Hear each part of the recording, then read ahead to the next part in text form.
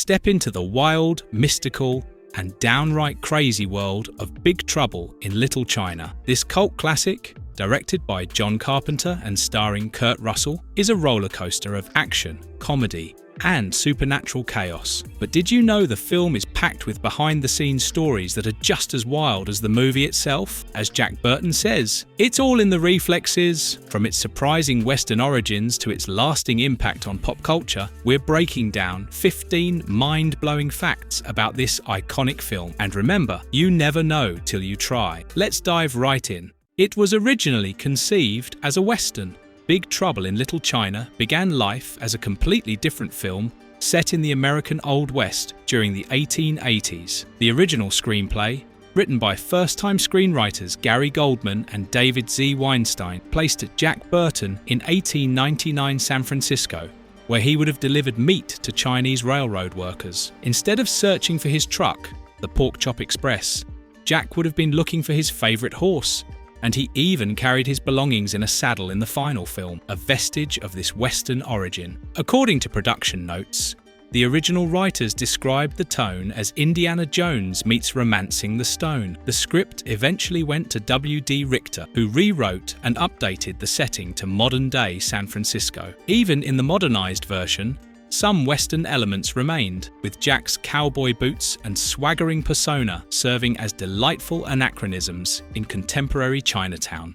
Jack Burton is actually the sidekick, not the hero. Jack Burton's role in Big Trouble in Little China is one of the most fascinating elements of the film, as it deliberately flips traditional Hollywood hero dynamics on their head. While Burton, played by Kurt Russell, is ostensibly the protagonist, director John Carpenter designed him to be a sidekick who doesn't know he's the sidekick. This subversion of expectations is a key part of the movie's humour and charm. Jack Burton is brash, confident, and full of bravado, but his actions throughout the movie reveal that he's far from the traditional hero archetype. He spends much of the film bumbling through situations, often creating more problems than he solves. For example, during an early fight scene between rival Chinese gangs, Jack charges into the chaos with his truck, but ends up running over Lo Pan, only to find out moments later that Lo Pan is an immortal sorcerer immune to physical harm. Similarly, in later battles, Jack frequently fumbles, knocking himself out or struggling with his weapon, while Wang Chi, played by Dennis Dunn, takes down most of the enemies with precision and skill.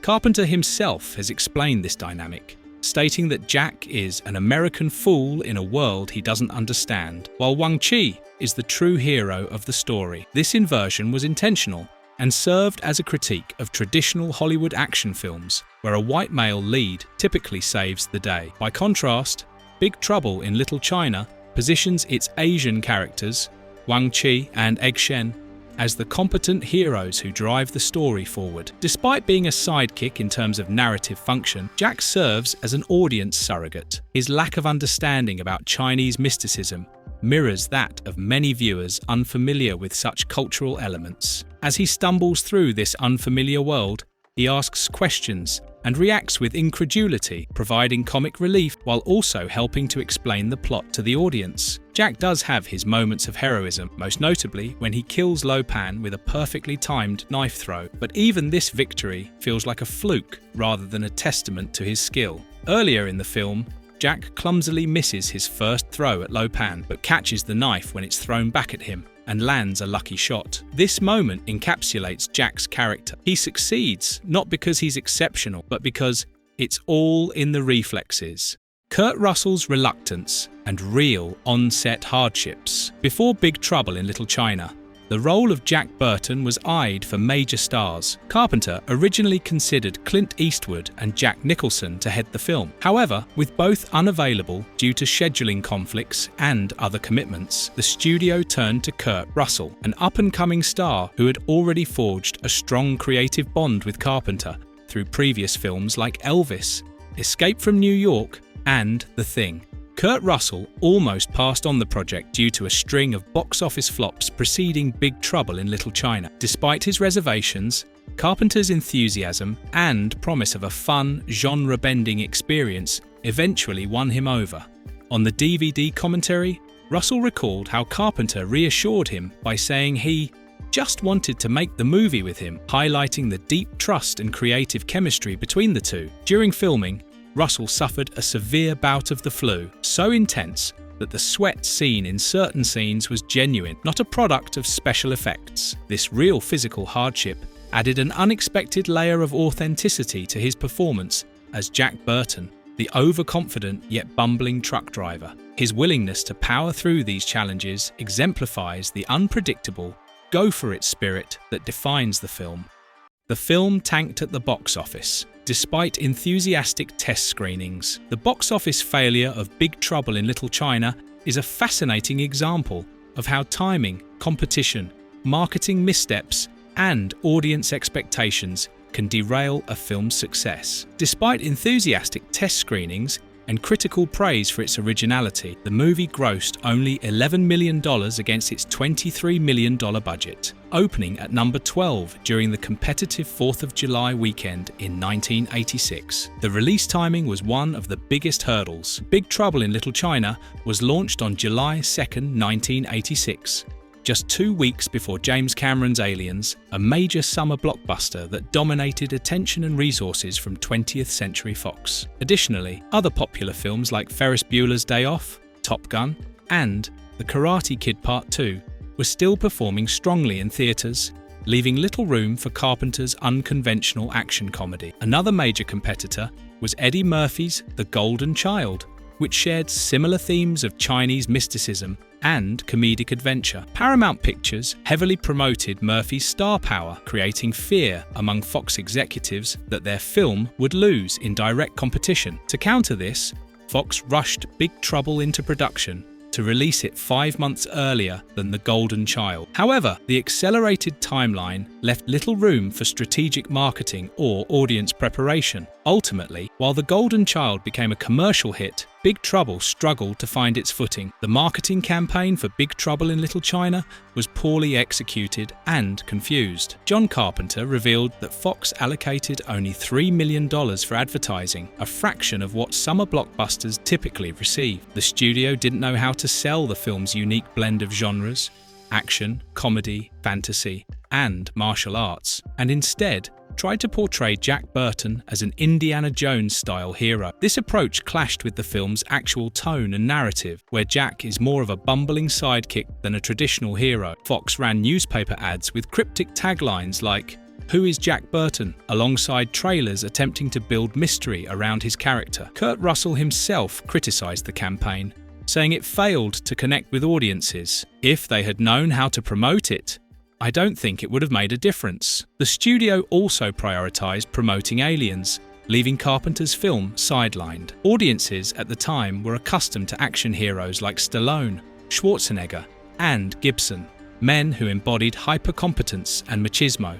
Jack Burton's comedic ineptitude as a self-perceived hero didn't resonate with mainstream viewers initially. Carpenter himself noted that the film consciously subverted traditional Hollywood tropes by positioning Asian characters as the true heroes, while Jack stumbled through the story. While this inversion was ahead of its time, it may have alienated audiences expecting more conventional heroics. Studio interference led to the opening scene. The film originally started differently, likely throwing the audience directly into the action at the airport with Jack and Wang. However, studio executives at 20th Century Fox were completely baffled by the film after test screenings. They didn't understand its tone or plot. In a desperate attempt to make it more palatable or explain its weirdness up front, they insisted on adding the prologue scene featuring Egg Shen, Victor Wong, being interviewed by a lawyer. This scene essentially tells the audience that they are about to see something unbelievable and attempts to frame the narrative. Carpenter was reportedly unhappy with this addition, feeling it was unnecessary hand-holding that undermined the film's immersive quality. But he had little choice. It stands as a testament to the studio's lack of faith and confusion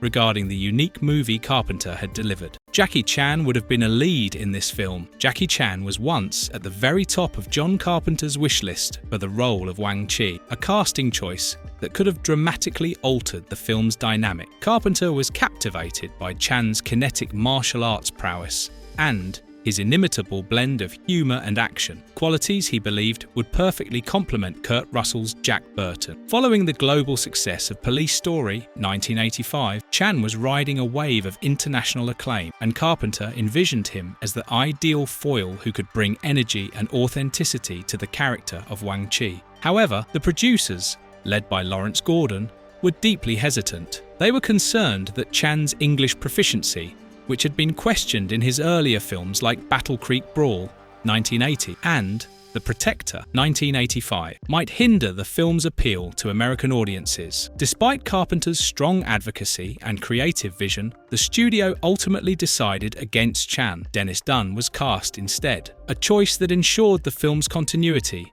but left many fans wondering how Chan's electrifying presence might have shifted the film's cultural impact. The film's special effects were cutting edge. The special effects in Big Trouble in Little China were groundbreaking for their time, blending cutting-edge techniques with practical ingenuity to bring the film's fantastical world to life. The visual effects budget, set at $2 million, was modest compared to the film's ambitious scope, but Boss Film Studios managed to create iconic moments that remain memorable decades later. One of the standout achievements was the Guardian, a floating eyeball creature covered in dozens of moving eyes that served as Lo Pan's spy. Designed by Screaming Mad George, this puppet required 60 artists and cost over $100,000 due to its complex articulation. It was powered by multiple puppeteers and filmed using a proprietary matting system to create the illusion of free movement. Richard Edlund, head of Boss Film Studios,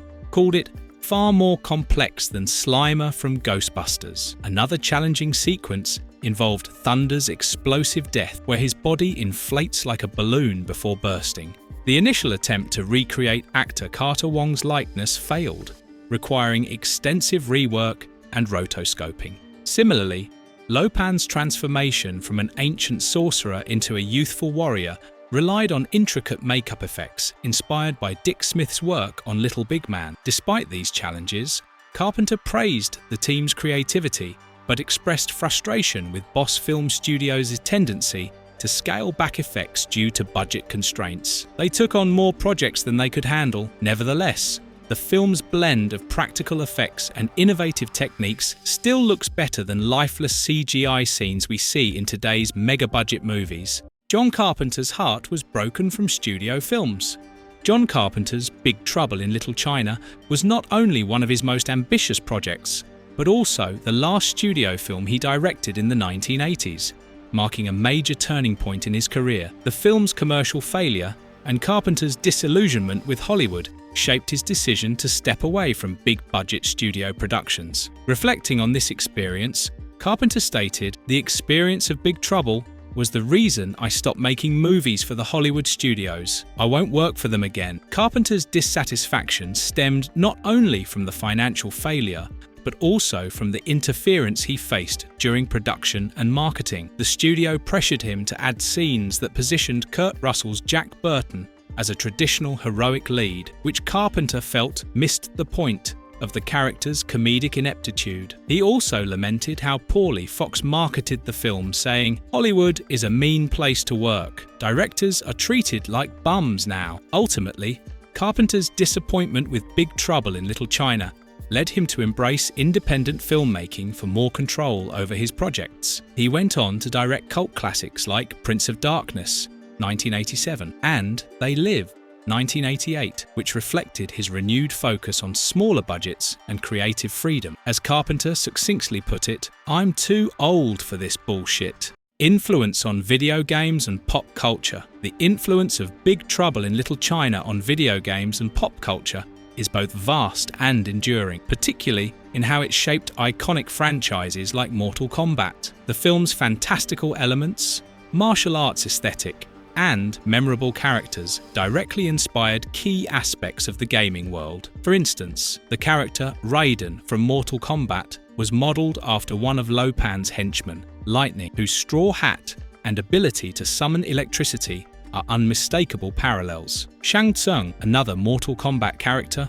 also borrows traits from Lo Pan, including his sorcery and manipulative nature. Ed Boon, co-creator of Mortal Kombat, acknowledged the film's influence, stating, "We loved the mysticism and martial arts energy of Big Trouble. It was a huge inspiration for shaping the universe of Mortal Kombat." Beyond Mortal Kombat, the movie's impact extended into other gaming ventures. Duke Nukem co-creator Scott Miller pitched a Big Trouble in Little China video game years later, envisioning Jack Burton as a humorous action hero in a first-person shooter. Miller explained his vision. "I saw Jack becoming a really cool long-term game character, combining humor with fast action gameplay. Unfortunately, the project never materialized due to Disney's acquisition of Fox." The film also influenced Blizzard Entertainment's World of Warcraft, with references like the Six Demon Bag trinket, directly quoting Egg Shen's line, and Lo-Pan-inspired creatures. These nods highlight how Big Trouble in Little China continues to resonate across gaming and pop culture decades after its release,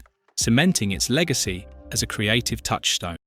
A secret Chinese symbol for Carpenter appears during a death scene. In a subtle bit of directorial signature that most viewers would miss, John Carpenter incorporated his name into the film in a unique way. According to production notes, as the villainous lightning character is crushed to death, some of the lightning he emits forms a small Chinese symbol as it disappears. The symbol translates as Carpenter. This clever Easter egg demonstrates Carpenter's playful approach to filmmaking and his attention to visual detail. The death scene itself is already memorable for its over-the-top execution. A character literally explodes from anger, but this hidden signature adds another layer of craftsmanship to the sequence. Such hidden messages were uncommon in 1980s filmmaking, making this a particularly forward-thinking directorial flourish that rewards attentive viewers and has become the kind of detail that cult film enthusiasts love to discover and share. That ambiguous ending with the monster. The film concludes with Jack Burton driving off in his truck, the Pork Chop Express, seemingly triumphant after defeating Lo-Pan and rescuing the girls. He delivers a classic Jack monologue, feeling pretty good about himself. However, the very final shot reveals that one of the hairy ape-like monsters from Lo-Pan's domain has stowed away on his truck, unbeknownst to him. This ambiguous ending perfectly encapsulates the film's spirit. It suggests that the weirdness Jack stumbled into isn't truly over, that the mystical world continues to bleed into the ordinary, and, crucially, highlights Jack's perpetual cluelessness. He remains oblivious even with a monster riding shotgun. However, this cliffhanger was resolved in the comic books. The character of Jack Burton lives on in comic books. Though a film sequel never materialized despite the movie's cult status, Jack Burton's adventures didn't end with the film's conclusion. We never got a sequel on the big screen, but Jack Burton's adventures continued in comic books, with Carpenter's fingerprints as a co-writer. Boom Studios published several comic series continuing the character's story, including a crossover with another Carpenter-Russell character, Snake Plissken from Escape from New York. Perhaps most intriguing was Big Trouble in Little China, Old Man Jack, which depicted Burton coming out of retirement in the year 2020. Carpenter's involvement as co-writer ensured these stories maintained the character's distinctive voice and the film's unique tone. The expansion into comics demonstrates the enduring appeal of the character and universe Carpenter created, allowing fans to experience new adventures decades after the original film's release. And yes, in the direct sequel comic to the movie, we do get to know about what happens to Jack Burton when the monstrous monkey-like creatures comes out of his Pork Chop Express. We have created a detailed video on the sequel of the Big Trouble in Little China sequel that explores the entire comic book. Go check it out. Kim Cattrall's costume has a sneaky connection to another Kurt Russell film. The attention to detail in Big Trouble in Little China extends even to the costumes, with Kurt Russell's infiltration outfit having a special connection to his filmography. According to production information, there's a scene in which Russell is attempting to infiltrate a brothel. In it, he is wearing the same outfit that he wore in the 1980 film Used Cars. This small but meaningful connection created continuity between Russell's comedic roles and demonstrated the close working relationship between Carpenter and Russell, who had previously collaborated on Elvis, Escape from New York, and The Thing. Such costume recycling was both a practical decision and an inside joke for attentive fans who followed Russell's career. It's these small touches and production details that help explain why the film continues to reward repeat viewings and has developed such a dedicated fan base over the decades since its release.